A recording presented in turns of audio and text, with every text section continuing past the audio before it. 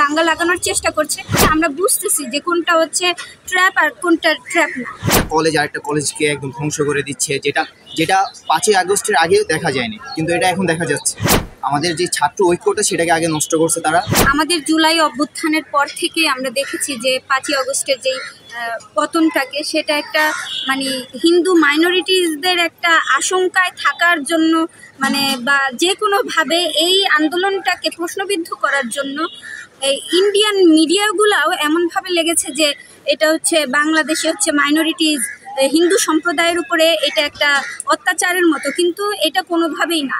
আপনারা দেখেছেন যে যেই আইনজীবীকে যেভাবে মারা হয়েছে, এরপরে হচ্ছে আমাদের বাংলাদেশের মানুষ যেইভাবে শান্তিপূর্ণভাবে এটা মানে করছে, সেই রাতে আমরা মনে করছিলাম যে দাঙ্গা লাগতে পারে, কৃত্রিমভাবে দাঙ্গা লাগানোর চেষ্টা করছে। কিন্তু বাংলাদেশের মানুষ এই বিভিন্ন এই যে ট্রাম্প কার্ডগুলা এইগুলো যে খেলছে, এইগুলো হচ্ছে কাজে লাগতেছে না। কারণ হচ্ছে আমরা বুঝতেছি যে কোনটা হচ্ছে ট্র্যাপ আর কোনটা ট্র্যাপ না। এখন হচ্ছে ভারতীয় মিডিয়াগুলো যেইভাবে হচ্ছে বাংলাদেশের অভ্যুত্থান থেকে শুরু করে এই এখনকার পরিস্থিতি, ইন্টারিম গভর্নমেন্টের যেই স্টেপগুলা, এগুলাকে প্রশ্নবিদ্ধ করছে এবং দেখানো হচ্ছে যে জামাতের আন্দোলন, তারপর হচ্ছে এটা এমন একটা মানে সেকুলার দেশ থেকে একটা ইসলামিক রাষ্ট্র হিসেবে হলে আমাদের হিন্দু মাইনরিটিসদের কী হবে, বাকিদের কী হবে, এইগুলো তারা। আরে ভাই, ইন্ডিয়ান হিন্দুত্ববাদ বা এই যে ইস্কন মানেই হচ্ছে হিন্দুত্ববাদ না, বা ইস্কন মানে হচ্ছে হিন্দু না। সাধারণ হিন্দুরা যারা আছে তারা হচ্ছে মনে করে যে ইস্কন কি নাকি, কিন্তু আমি মনে করি যে ইস্কন হচ্ছে একটা ট্র্যাপ, আর একটা হচ্ছে মানে উগ্র হিন্দুত্ববাদ, যেটা হচ্ছে খুবই ক্ষতিকর। এবং আমরা জানি যে সাধারণ হিন্দুরা এই কথায়ও কাজে দেয় না, এটা শুধুমাত্র একটা রাজনৈতিক ট্র্যাপ, এবং যারা করছে এটা হচ্ছে বাংলাদেশে শৃঙ্খলা নষ্ট করার জন্য এবং হচ্ছে ইন্টারিম গভর্নমেন্টকে প্রশ্ন করার জন্য। আমরা চাই যে ইন্টারিম গভর্নমেন্ট আরও ভালোভাবে সংস্কারের কাজে লাগতে চায়, কিন্তু বিভিন্নভাবে প্রতিবিপ্লব ঘটানোর জন্য তারা এই ধরনের ইন্ধন করছে। অনভ্যুত্থানে যে ছাত্রদের যে ঐক্যটা, তারা ফার্স্টে এই ঐক্য নষ্ট করার জন্য বিভিন্ন চাল চাচ্ছে, এবং এটা হচ্ছেও। একটা কলেজ আরেকটা কলেজকে একদম ধ্বংস করে দিচ্ছে, যেটা যেটা 5ই আগস্টের আগে দেখা যায়নি, কিন্তু এটা এখন দেখা যাচ্ছে। আমাদের যে ছাত্র ঐক্যটা সেটাকে আগে নষ্ট করছে তারা। এখন তারা যে এই যে ধর্ম বর্ণ নির্বিশেষে আমরা সকলেই বাঙালি, সেটাকে তারা মানে ব্যবহার করতে দিতেছে না। তারা এটাকে ভাঙার জন্য তারা কংগ্রেস মানে ইসকনকে ব্যবহার করতেছে। চিন্ময় দাসকে গ্রেফতারের মাধ্যমে তারা ইসকনকে আমাদের বিরুদ্ধে দাঁড়াচ্ছে। আমাদের বুঝতে হবে যে বাংলাদেশে 3 কোটি হিন্দু বসবাস, সেই ক্ষেত্রে ইসকনেরও কিছু ভূমিকা আছে। 3 কোটি হিন্দুর ভিতরে ইসকনেরও কিছু সদস্য আছে, তো তারা চাইলেই এটাকে বাংলাদেশকে অস্থিতিশীল করতে পারে।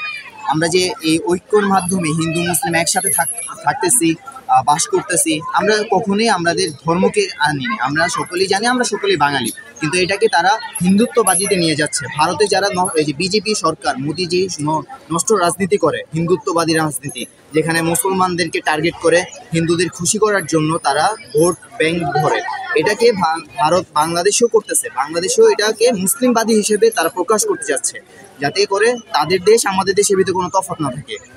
এই জন্যই তারা ইসকনকে ব্যবহার করে মুসলমানদের বিরুদ্ধে, মানে মুসলমানের বিরুদ্ধে হিন্দুকে নিচ্ছে, হিন্দুদের বিরুদ্ধে মুসলমানকে। আমরা দেখতে পাচ্ছি হিন্দুরা মানে ইসকন বাহিনীরা বিভিন্নভাবে আদালতে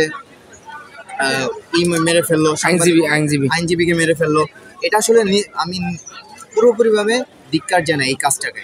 আমাদের এখানে যখন ইসকনের একজন নেতাকে গ্রেপ্তার করা হয়, তখন বিজেপি বা ইন্ডিয়ান সরকার কীভাবে বিবৃতি দেয়, স্বয়ং ইন্ডিয়ান সরকার থেকে ওখানে বিবৃতি দেওয়া হচ্ছে, এবং এটাকে কাজে লাগাচ্ছে কারা কারা।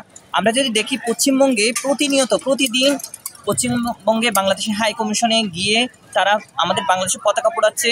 তারা আমাদের পেট্রোপোল ভারতীয় অংশের পেট্রোপোলে তারা অবরোধ করার ঘোষণা দিল আগামীকালকে। এটা খুব নিন্দনীয় একটা ঘটনা, এবং এটা আমাদের সার্বভৌমত্বের সাথে হুমকি।